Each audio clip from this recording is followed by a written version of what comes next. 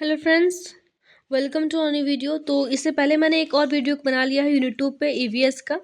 कुछ वजह से वो डिस्कनेक्ट हो गया था, तो इस वीडियो में मैं आपका यूनिट 2 पूरा कवर करूँगी। ठीक है, तो हम लोग सोल इरोजन देख रहे थे लास्ट वीडियो में। सोल इरोजन पूरा देख लिए थे कि सोल इरोजन क्या होता है। तो सोल इरोजन एक जियोलॉजिकल प्रोसेस है जिसमें जो अर्थ का मटेरियल है वो किसी तरह से पार्ट अवे हो जाता है, दूर चला जाता है ना, उड़ के। तो वो किसी भी तरीके से होता है, चाहे तो वो नेचुरल फोर्स हो सकता है या फिर ह्यूमन रिसोर्स हो सकता है। नेचुरल फोर्स कहने का मतलब या तो विंड से हो, या तो आपको वाटर से हो, या तो रेन से हो, रेन वाटर से, या फिर आपका नेचुरल रिसोर्स कहने का मतलब है अगर आपको ग्रेजिंग करा रहे हो किसी भी कैटल से, तो वो आपका सोल इरोजन का कारण बनता है। ठीक है, ये आप नोट्स अच्छे से देख लीजिए। Soil erosion refers to the erosion of the top layer of the dirt known as topsoil, the fertile material vital to life। तो वैसा मटेरियल, वैसा सोल इरोजन क्या है कि ये जो है टॉप लेयर जो होता है सोइल का, वो आपका उड़ के या फिर किसी भी तरीके से वो आपका दूर चला जाता है, डर्ट है ना, जो कि आपका फर्टाइल होता है और जो आपका ज़रूरी होता है लाइफ के लिए, मतलब कि या तो प्लांट की लाइफ के लिए या फिर हम लोगों की लाइफ के लिए। तो सोल इरोजन वही है। अब major cause of soil erosion क्या है कि किस किस वजह से जो है सबका सोल इरोजन होता है। तो आप जानते होंगे क्या कि जब भी बहुत ज़्यादा बारिश होता है, बाढ़ आता है, तो बारिश जब आता है तो आप देखते होंगे क्या कि जब पानी बहता है तो क्या होगा, जब पानी बह रहा है तो वो ज़मीन पे ही बहेगा। तो जो मिट्टी का ऊपर वाला जो पार्ट होता है, जो सॉफ्ट पार्ट होता है ना, पार्टिकल्स, वो मिट्टी को बहा के अपने साथ पानी लेके चला जाता है। और नीचे में क्या बचता है, बस आपका कंकड़ वगैरह जो पत्थर कंकड़ बचा रहता है वो आपका बच जाता है, जो कि आपके फर्टाइल नहीं होता है ना। तो इस तरीके से जो फर्टाइल पार्ट होता है सोइल का, वो आपका उड़ के या फिर बह के, अगर बहुत ज़्यादा विंड चल रहा है, तूफान चल रहा है, तो भी आपका वो उड़ के चला जाता है। या फिर कभी कभी आपने देखा होगा क्या कि जब हम लोग बहुत ज़्यादा चरा देते हैं जानवरों से, तो फिर भी आपको वो मिट्टी का जो सॉफ्ट पार्ट होता है वो उड़ के चला जाता है। तो इसको बचाने के तरीके क्या है और इसके कारण क्या है कि क्यों होता है। तो यहाँ पे कारण मैंने लिख दिया है, क्या क्या कारण है। डिफॉरेस्टेशन एक बहुत बड़ा कारण है। एग्रीकल्चर मतलब कि बार बार आप किसी एक ही ज़मीन पे खेती करोगे तो भी वो आपका ज़मीन उपजाऊ नहीं रहता है। लॉगिंग है, अर्बनाइजेशन है, ओवर ग्रेजिंग मतलब कि अति पशुचारण, ग्लोबल वार्मिंग। तो ये सारी चीज़ें क्या है, इसको डिफाइन करके आपको लिखना पड़ेगा अगर आपके पास नंबर में आएगा तो इससे पहले वाले वीडियो में मैंने आपको बता दिया है ना कि क्या होता है।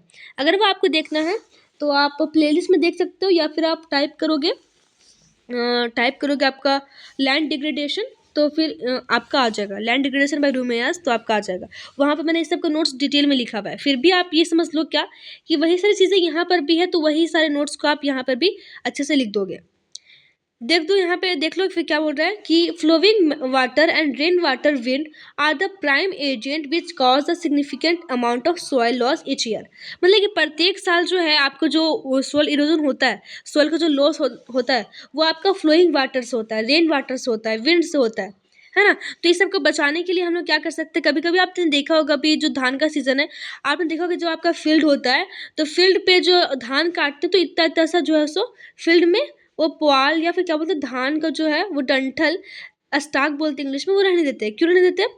तो आप थोड़ा दिमाग लगाइए क्या कि मान लो क्या कि अगर वो आपका ये पूरा पूरा अगर काट दें तो पूरा आपको जो सरफेस है पूरा प्लेन हो जाएगा। जब पूरा प्लेन हो जाएगा तो आपका विंड होगा, चलेगा, अगर तूफान चलेगा, हवा चलेगा, तो सारा जो सॉफ्ट पार्ट है, सॉफ्ट पार्टिकल है सोइल का, वो उड़ के चला जाएगा। लेकिन अगर ऐसा रहता है तो वो फिर उड़ने में वो पूरा अच्छे तरीके से नहीं उड़ पाता है। या फिर अगर आप वाटर का भी एग्जाम्पल ले लो कि पानी अगर बह रहा है, तो अगर ये वाला जो पार्ट रहेगा ना छोटा, थोड़ा थोड़ा सा बचा हुआ, तो पानी नहीं बहेगा, है ना, मतलब कि वहीं पे जमा रहेगा, जिससे कि जो भी आपका फर्टाइल पार्ट है सोइल का वो वहीं पर रहेगा। लेकिन आप इसको काट देते हो तो पूरा सरफेस प्लेन हो जाएगा, जिससे कि पानी पूरा बह के चला जाएगा। अब बहेगा तो उसके साथ जो फर्टाइल पार्ट है सोइल का, सॉफ्ट पार्ट, वो भी बह के चला जाएगा। तो इस तरीके से हम लोग इसको रहने देते हैं। ये आपका आपने 10th क्लास में पढ़ा होगा सोइल इरोजन में।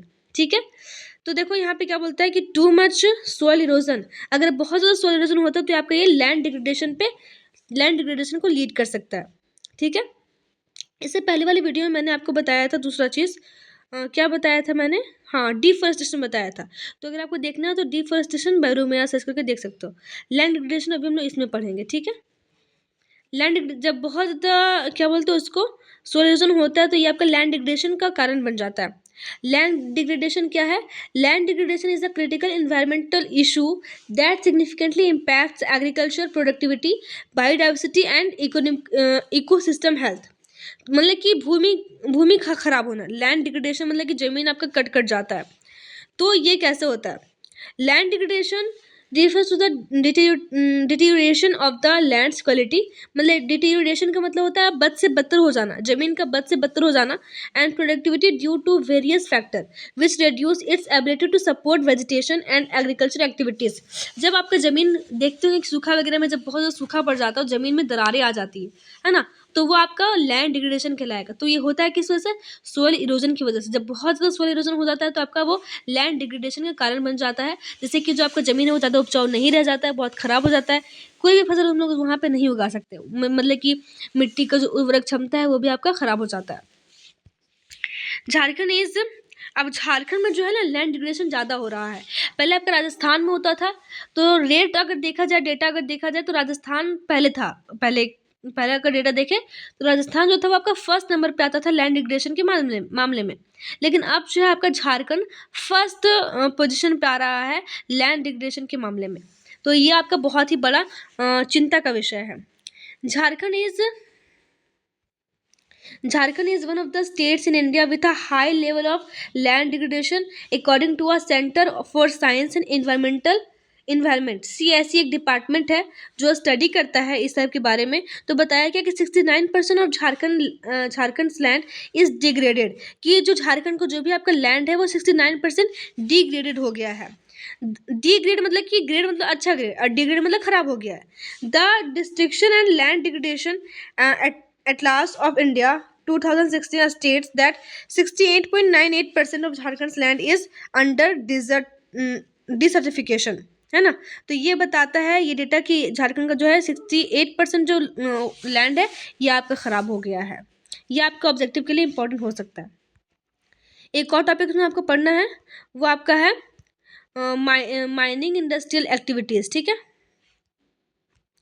तो ये क्या है, माइनिंग इंडस्ट्रियल एक्टिविटीज़ क्या है आपके झारखंड में? तो इसमें कोल इंडिया लिमिटेड आपका बहुत ही फेमस है, क्योंकि हमारा जानते हैं क्या कि झारखंड में कोयला का बहुत ज़्यादा ही मिलता है।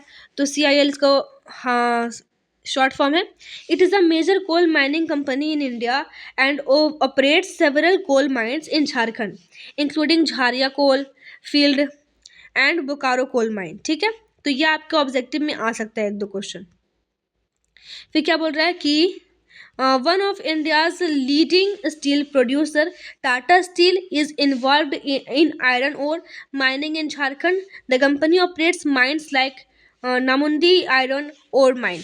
तो ये सारे बहुत सारी कंपनीज है, इंडस्ट्रीज है जो कि आपके झारखंड के इकोसिस्टम को बहुत ज़्यादा इकोसिस्टम बोल रहे इकोनॉमिकल कंडीशन को हेल्प कर रहे हैं, है ना। इकोनॉमिकली फाइनेंशियली झारखंड को हेल्प कर रहे हैं। तो इसमें आपको माइनिंग इंडस्ट्रियल के बारे में पढ़ना था। 1-2 कंपनी और है जिसका आपको पढ़ना है, मैं देखूंगी इंपॉर्टेंट लगेगा तो मैं बता दूंगी आपको। लेकिन इतना आपका था ज़रूरी, जो आपका यूनिट 2 आपका कंप्लीट होता है। फिर आपका यूनिट 3, यूनिट 4, यूनिट 5 भी है। ये आपका छोटा था, इस वजह से 2 ही वीडियो में ख़त्म हो गया। लेकिन बाकी जो चैप्टर्स है वो आपके बड़े बड़े चैप्टर्स है, इसको आप समझ लें। फिर भी अगर इसमें समझने में कोई डाउट रह जाए, कोई दिक्कत रह जाए, तो मुझे कमेंट में आप पूछ सकते हो, ठीक है। Thank you.